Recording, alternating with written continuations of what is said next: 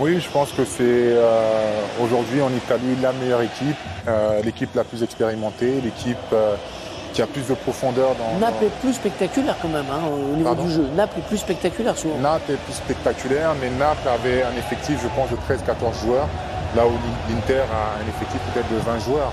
On sort Dzeko, on fait rentrer Lukaku, on sort Mkhitaryan se blesse, Brozovic qui rentre.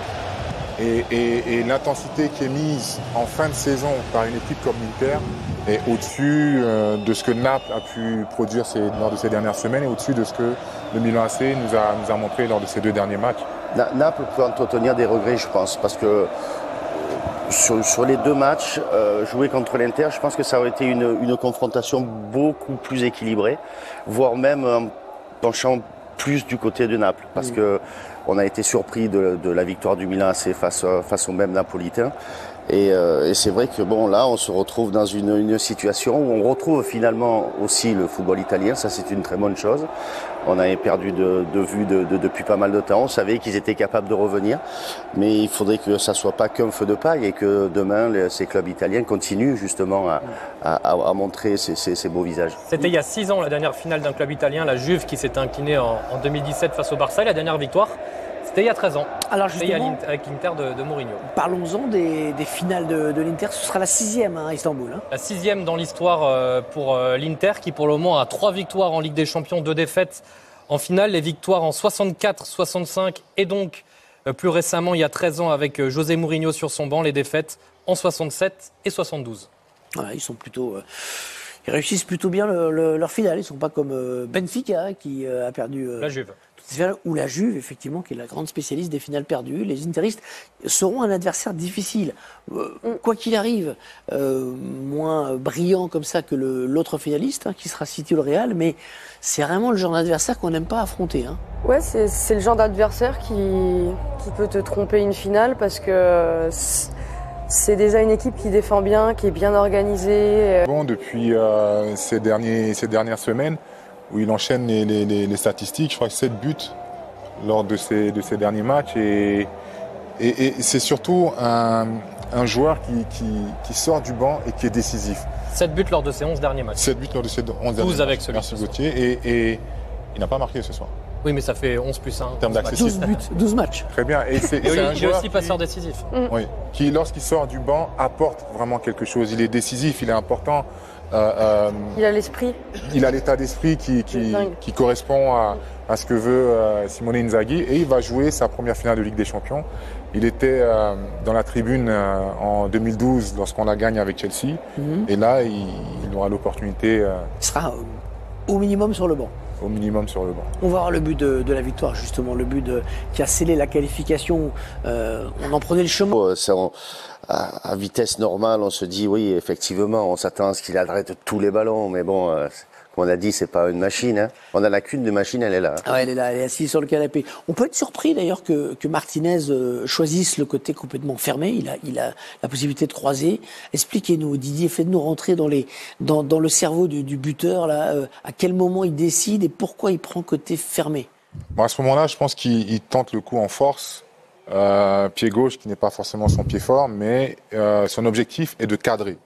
Et de la mettre au niveau du sol pour provoquer peut-être en anglais on dit une déflexion, un contre qui peut lui être positif et c'est ce qu'il a cherché. C'est ce qu'il a cherché parce que s'il essaye de décroiser et de la mettre au deuxième poteau, il risque de faire un peu ce que Leao a fait en première mi-temps. Ça risque de passer au ras du poteau. Exactement. David, vous auriez fait pareil, vous auriez choisi la droite. Moi, j'aurais visé la tête du gardien. Ah ouais, carrément, vous êtes comme ça, vous? Oui, pour l'obliger à faire ce mouvement, parce que c'est un réflexe. Je vous confirme, il est comme ça.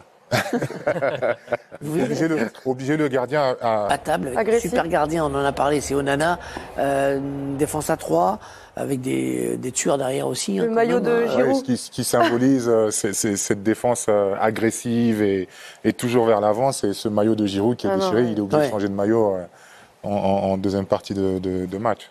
Et il y avait Skriniar, capitaine bien installé dans cette défense, leader de cette défense, qui s'est fait opérer il y a quelques semaines, qui ne rejouera plus normalement cette saison, qui était un élément important. Là, il n'était pas du tout là sur les demi-finales dans ses rendez-vous face à l'AC Milan et finalement, il n'a pas manqué à l'Inter. Ils ont ce vice, je trouve, dans leur manière de défendre, pardon, qui leur donne en plus ce petit truc en plus. Bon, après, il faut pas que ça se voit, mais en général, ils font ça subtilement. Ils sont très forts. Ils ont Bastoni qui porte bien son nom. Et ça serait intéressant de demander à Olivier Giroud ce qu'il a pensé des deux confrontations.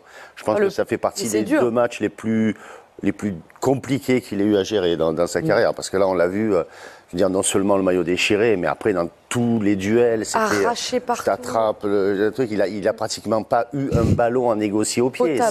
C'est incroyable sur 90 minutes. Double clean sheet pour l'Inter face au Milanais.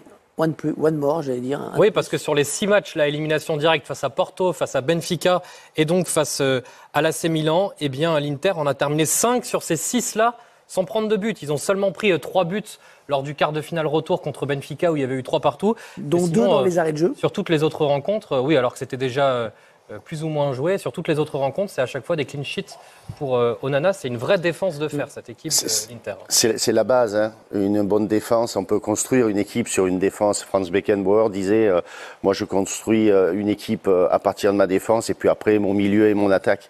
Je conserve le point du nul. Et les 2 autres points pour faire les 3 points, je vais les chercher en recrutant des joueurs. Mais la défense, c'est le plus important. Tu prends pas de but sur une saison, tu sais déjà que tu es costaud. C'est pour ça qu'on vous dit. 5e but ce soir, il égale son record de la saison dernière et il va sans doute le battre. Donc. Lui, il court. Hein. Je trouve qu'en termes de récup, c'est vrai que c'est un vrai poison aussi défensivement. Bon, Grinta, en fait, ils sont tous un peu défenseurs dans cette équipe, même les attaquants. Je trouve, ils ont tous un peu ce côté de pas se laisser faire, d'aller embêter l'adversaire dès qu'ils ont le ballon, quoi. Donc ça aussi, ça peut être très embêtant. Il me fait un peu penser à Martinez, sufflé avec des nouveaux joueurs. Donc déjà, ils ont ce problème-là. Mais en plus, j'ai trouvé qu'ils se faisaient piétiner, quoi. Je sais pas s'ils peuvent faire plus, hein. Oui. Ouais, mais ils ont fait des bons matchs dans la saison quand même. Enfin, tu fais des bons matchs, mais après il faut voir contre qui tu joues. Ils ont fait des bons matchs contre. Oui, ils ont fait des bons matchs, mais là tu vois quand même qu'il y a une limite. Oui, et puis là, ils tirent la langue. Là, c'est un autre niveau. Là, on est en demi-finale de Champions League. Les détails sont importants, les duels gagnés sont importants, l'agressivité dans les challenges. Je pense que tu l'as bien signalé. Pour se créer une occasion, ils doivent vraiment cravacher, ils doivent vraiment puiser dans leurs ressources. Et tandis que l'Inter est vraiment consistant du début à la fin. Ça presse, c'est opportuniste, ça défend bien, c'est solidaire, c'est l'opposé de ce que nous a montré le Milan AC. Pas d'occasion en seconde période, 3 occasions de Didier Gauthier en 2 matchs. Effectivement, les Milanais n'ont pas pesé finalement dans cette demi-finale. On rappelle quand même qu'après 13 ans, je crois, d'absence en Ligue des Champions, ils ont fait leur retour la saison dernière. Ils n'avaient pas passé les poules, dans une poule très difficile. Il y avait Liverpool et un autre gros club. C'était un groupe de la mort. Et Porto et l'Atlético l'année dernière. Voilà. Et là, ils se retrouvent quand même en demi-finale pour un retour 2 ans après. C'est quand même une belle perf. Mais bon, voilà. Oui, c'est une belle perf. Mais si on regarde, ils sont en demi-finale de Ligue des Champions. On est très content de les voir revenir au plus haut niveau, hein, comme l'Inter, comme ces clubs-là, parce qu'on a besoin du championnat italien aussi à avoir au niveau des compétitions européennes. Mais on disait avec Gauthier, pas de qualification pour la prochaine Ligue des Champions. Perdre le titre. Pour le moment, en tout cas, ils sont hors du top 4 en Italie. Ils peuvent quand même, c'est pas encore mais bon, il va falloir quand même, il reste quelques matchs, il va falloir quand même cravacher pour arriver à récupérer ces points nécessaires. Après, c'est vrai qu'on a une période de vache maigre, c'est-à-dire qu'on fait une super campagne européenne cette année. L'année prochaine, si on ne fait pas la Ligue des Champions, on va se retrouver encore, parce que c'est un manque. Quand vous jouez la Ligue des Champions, c'est comme une drogue. Vous en avez besoin chaque année. Si tu joues l'Europa League, ça ne te suffit pas. Si tu as goûté à la Ligue des Champions, l'Europa League ne te suffit pas. Après, s'il la gagne... Après, comme vous le disiez, Hervé, c'est une équipe qui, pendant 7 ans, avant de retrouver la Ligue des Champions la saison dernière, n'était plus à ce niveau-là, qui est au bout de 2 ans est déjà en demi-finale de Ligue des Champions, qui a été championne la saison d'après.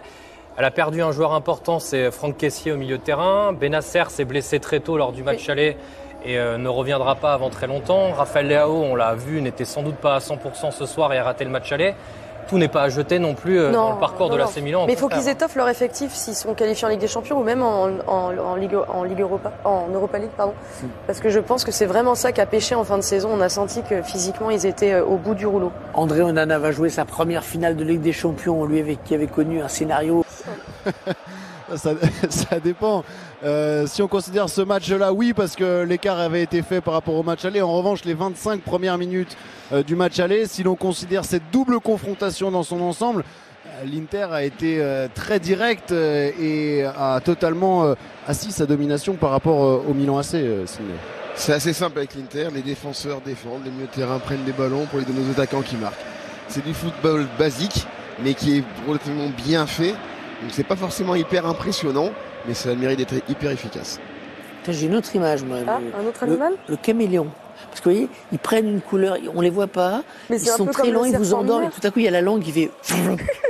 Et paf, vous êtes mené à 0. Pourtant, Hervé, ce que vient de dire Sidney, c'est très clair. Ah, mais j'aime bien. C'était c'est très clair. net et sympa. Oui, mais il n'était pas dans la Il vient de dire quelque chose qui est très clair. Mais en fait, c'est la même chose que le caméléon. Il n'y a plus d'animaux, il n'y a plus de serpents de mer, il n'y a plus de caméléons. Là, on est sur des défenseurs qui défendent, des milieux de terrain qui sont au milieu et qui créent le jeu, et des attaquants qui marquent. C'est efficace. Il n'y a pas plus clair que ça. Le football est limpide dans ce cas-là.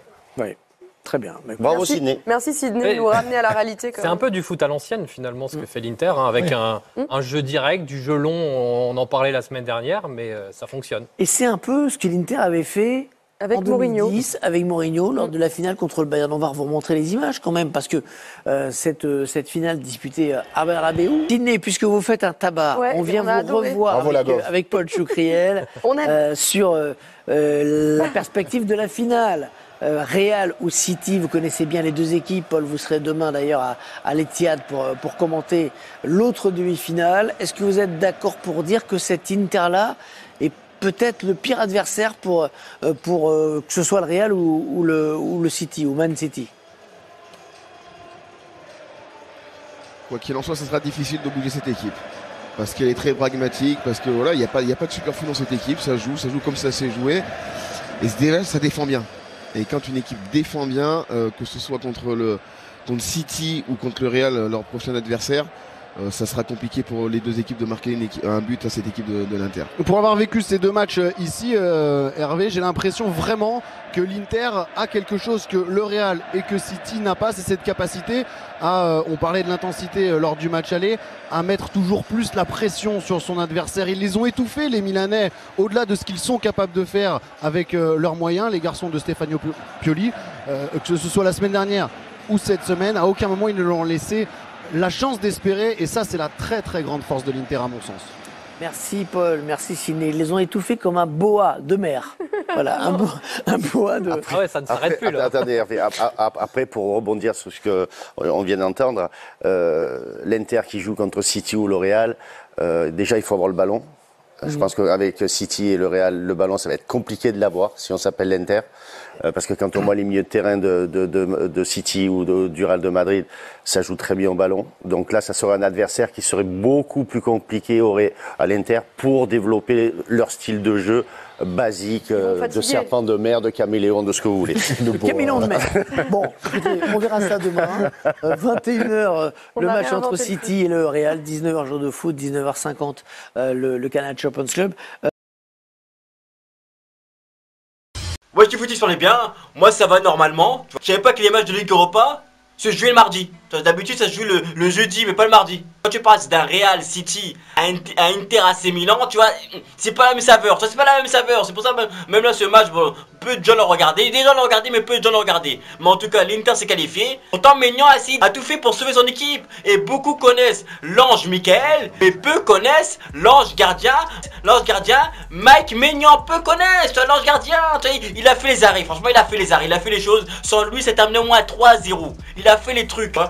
Il a fait les parades. Mais non, à un moment donné, il est obligé de céder. Il est obligé de céder à un moment donné. Et l'équipe aide pas. Ça, beaucoup disaient oui, non, mais vous allez voir quand Leao va revenir de blessure, vous allez voir, ça va changer, il y aura de remontada du Milan. Il était là, mais j'ai l'impression que c'est plutôt la blessure qui est revenue. Ah, parce qu'il a eu une occasion par mi-temps, après plus rien. Non, mais faut dire la vérité, le Leao, on l'a plus vu après. Plus rien, plus accélération et tout, non. L'arrière droite de Dumfries, il a joué tranquillement. Non, mais sérieusement.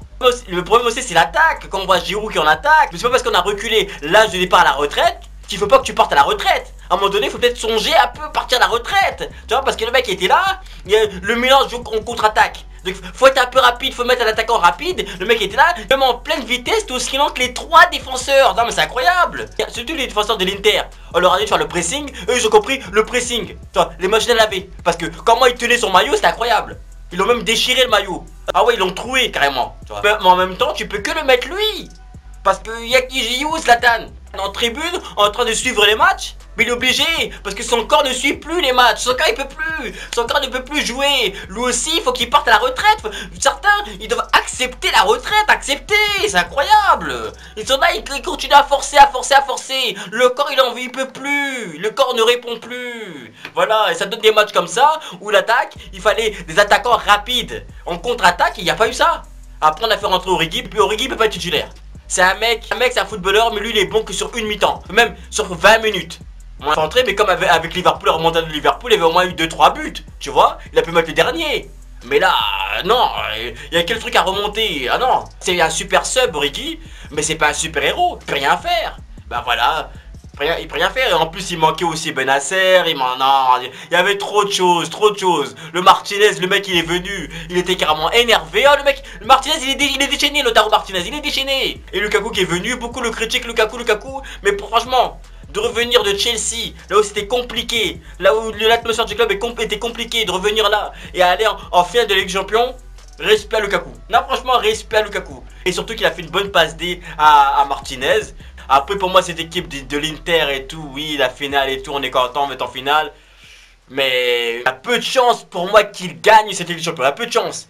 Quand on voit devant, soit ils vont tomber contre City, soit ils vont tomber contre le Real Madrid. Entre le cyborg et le surhumain, des fois, on n'a même pas envie de faire le choix. Des fois, on n'a pas envie de faire le choix. Donc, dites-moi dans les commentaires ce que vous pensez du match, de la qualification de l'Inter, du Milan AC. Et est-ce que pour vous, l'Inter peut peut-être gagner cette Ligue des Champions? Faites-le dans les commentaires. Et on se capte plus tard.